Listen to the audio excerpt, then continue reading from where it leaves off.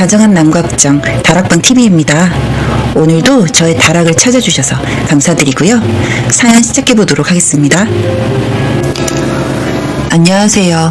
저는 제가 자주 가던 편의점의 알바생이었던 와이프를 처음 만나게 되었습니다.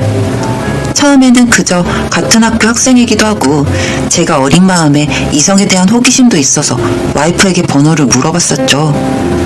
와이프는 엄청 바쁜 사람이었는데 낮에는 학교를 다니고 밤에는 아르바이트를 하면서 생계를 유지했어요. 당시에 저는 와이프가 어떤 환경의 사람인지 몰랐기 때문에 그저 바쁘게 사는 사람이구나 생각하는 정도였고, 제가 따라다녀도 와이프는 연애를 할 시간도 마음의 여유도 없다고 하며 거절했습니다. 그래서 저는 그저 그녀의 친구라도 좋다고 하면서 와이프의 곁에서 가까운 친구로 지내게 되었어요. 한 해, 두 해, 시간이 가도 그녀의 일상에서 여유라고는 찾아볼 수 없었습니다. 학교 생활도 열심히 하지만 그만큼 잠을 줄여서 일을 하는 와이프가 대단하다는 생각을 많이 했어요. 하지만 일과 학업을 병행하다 보니 와이프의 성적이 좋은 편은 아니었고 그냥 중간 정도 했던 것 같아요. 그러다 와이프가 졸업할 무렵에 저에게 술을 한잔 하자고 해서 나간 적이 있었는데 그날 와이프가 술을 먹으며 한참을 울었습니다. 이제 곧 졸업이네. 그러게, 이제 뭐하고 살아야 하나. 취업 준비해야지. 가고 싶은 회사는 있어? 그냥 돈 많이 주는데? 꾸준히 다니면 급여야 오르는 거지. 넌 야무져서 취업도 잘할 것 같아. 그냥 돈 많이 주는 부모가 있었으면 좋겠다. 응? 그냥 남들처럼 용돈 받아서 대학 다니고 쇼핑하고 연애하고 놀고 먹다가 결혼도 하고 그런 거. 너 무슨 일 있어? 우리 아빠가 예전에 사고가 나서 식물인간이 됐는데 집에 가장이 없으니 돌아갈 턱이 있나. 엄마는 예전부터 나더러 고등학교 졸업하면 공장이라도 들어가서 돈 좀 벌어서 보태라고 했는데 내 욕심에 남들 다 가는 대학에 가고 싶더라고. 아, 그런 일이 있었어? 그래서 대학을 꾸역꾸역 왔는데 집에서는 엄마가 욕을 해대지. 동생들도 이제 나이가 들어가는데 나 때문에 또 대학을 가고 싶다네. 언니가 했으니 본인들도 하고 싶대. 아버님은 좀 괜찮으셔? 아빠는 얼마 전에 결국 돌아가셨어. 이제 남은 건 병원비뿐인가? 이제 더는 못 미루겠지? 뭘? 나도 이제 제대로 돈 벌어야지.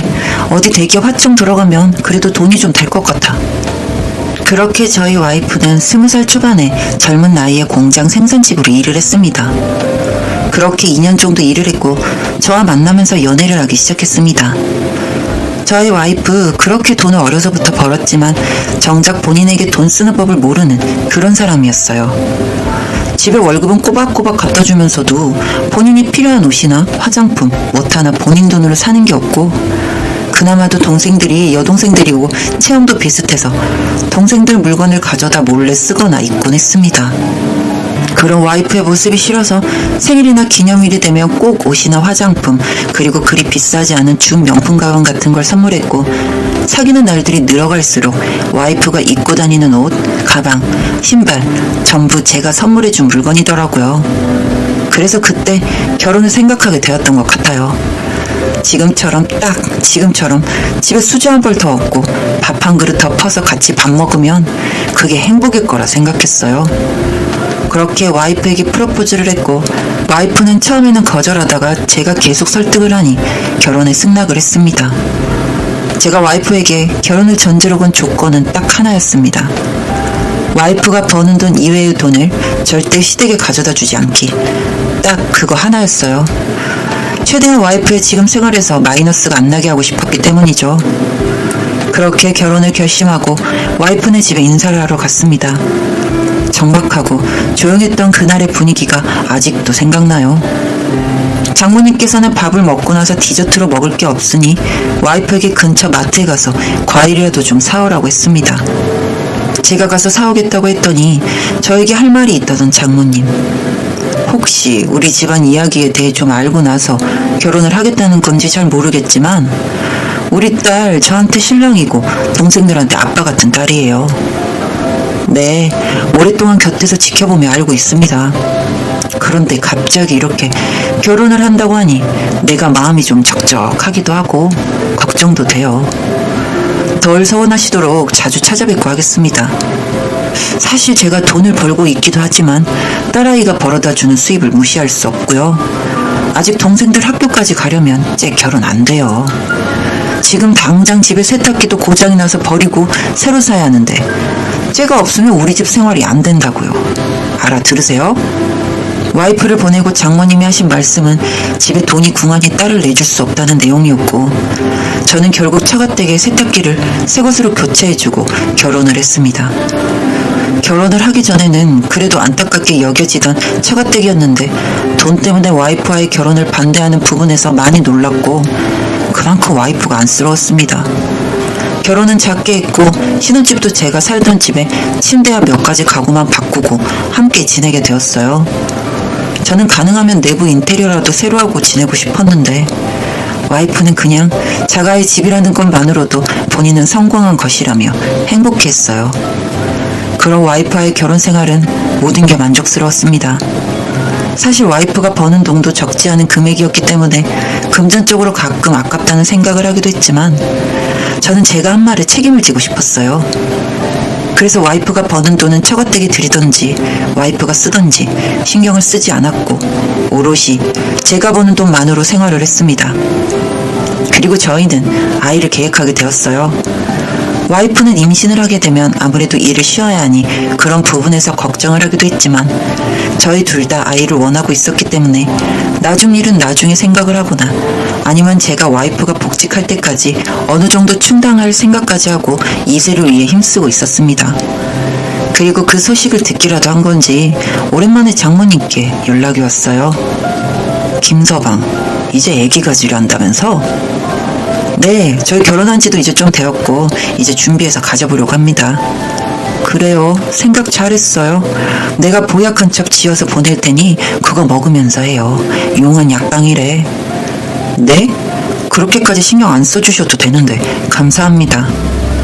그렇게 며칠 뒤 보약이 집으로 배송해왔고 와이프는 그 약을 꼬박꼬박 챙겨 먹었습니다. 저는 저희가 나이가 많은 편도 아니기 때문에 마음만 먹으면 임신은 금방 할 수 있을 거라 생각을 했는데 병원에서 처음 검진을 받았던 것과 달리 아이가 잘 안 생겨서 몇 달 만에 다시 산부인과를 찾았는데 와이프의 몸 상태가 좋지 않아서 그런 것 같다고 몸을 따뜻하게 해주라고 하더군요. 병원에서도 몸을 따뜻하게 하라는 말 이외에 별말이 없어서 이상하다 생각을 했는데 며칠 뒤 집에 돌아오니 와이프가 펑펑 울고 있었습니다. 당신 무슨 일 있어? 나 정말 어떡해. 이게 어떻게 가족이야. 울지 말고 천천히 말해봐. 무슨 일이야? 오늘 동생들이 집에 놀러 왔는데 나더러 나라도 행복하게 지내래. 응? 처제들이? 갑자기 왜? 이제 내가 시집갔으니 너네도 돈 벌라고 했대. 학교도 가지 말고. 그리고 하는 말이 나 애 안 생기는 약을 지어서 보낸 거래. 혹시 내가 임신하고 일 못해서 돈 안 줄까봐. 애들이 그거 듣고 와서는 나한테 미안하다더라. 지들이 잘못한 게 뭐 있다고. 장모님이 주신 그 약? 그거. 애들한테 정말 미안하지만 나 이제 더는 못하겠어. 저는 그날 머리 끝까지 화가 나서 장모님께 전화를 했습니다. 장모님, 그 약이 안 생기는 약이라던데 맞나요? 애들이 그새 쪼르르 가서 일러 바쳤나 보네. 알면서 왜 전화한 건가? 그게 어떤 약일 거라고 생각을 하고 딸한테 준 겁니까? 정말 엄마 맞으세요? 그냥 애 안 생기는 약이지 뭘 그렇게 화를 내? 이제 알았으면 약 끊고 애 가지면 되겠네. 이제 장모님께 드리던 경제적인 지원 다 끊도록 하겠습니다. 저희 와이프한테도 연락하지 마세요. 뭐? 그게 무슨 말이야? 그럼 나는 어떻게 살라는 건가? 그건 더 이상 제가 신경 쓸 부분이 아닌 듯 합니다. 이만 끊겠습니다. 그렇게 전화를 끊었어요. 저는 그 약이 아이가 안 생기는 약이었다는 것에도 화가 났지만 어떻게 그 오랜 시간 고생한 딸한테 몸에 해로운 약을 지어줄 수 있는지, 그리고 정말 딸들을 돈으로만 생각하는 장모님의 마음이 이해가 되지 않았어요. 울고 있는 와이프를 다독거리며 장모님께 경제적 지원을 끊으라고 말을 했더니 울먹이며 그럼 애들은 어떡하냐고 동생들부터 걱정하던 저희 아내. 그날 처제들을 집에 불러다 밥을 잔뜩 해 먹이고 말했습니다. 이제 앞으로 장모님께 경제적 지원은 끊을 거라고. 하지만 아직 처제들은 대학도 가고 해야 하니까 첫 대학 등록비 그리고 매월 얼마씩 지원만 해주고 나머지는 학자금 대출로 대학은 꼭 가라고요. 절대 언니처럼 착하게 살지 말고 열심히 공부해서 장학금도 받고 취업도 몸 편한 사무직으로 가라고 말을 했어요. 큰언니한테 엄마가 막대했던 걸 보고 자란 터라 동생들도 울면서 알겠다고 하면서 언니만 행복하게 해달라고 하는데 처제들도 나이에 비해 어른스러워서 그런 모습들이 또 마음이 찡했습니다. 곧 이런 우여곡절 끝에 저희 딸아이가 태어나는 날인데 아침 일찍 백화점 가서 와이프 첫 명품백을 사서 집에 가야겠습니다. 늘 남들 하는 거 부러워만 하는 와이프였는데 지금부터라도 하나씩 다 채워줄 거예요.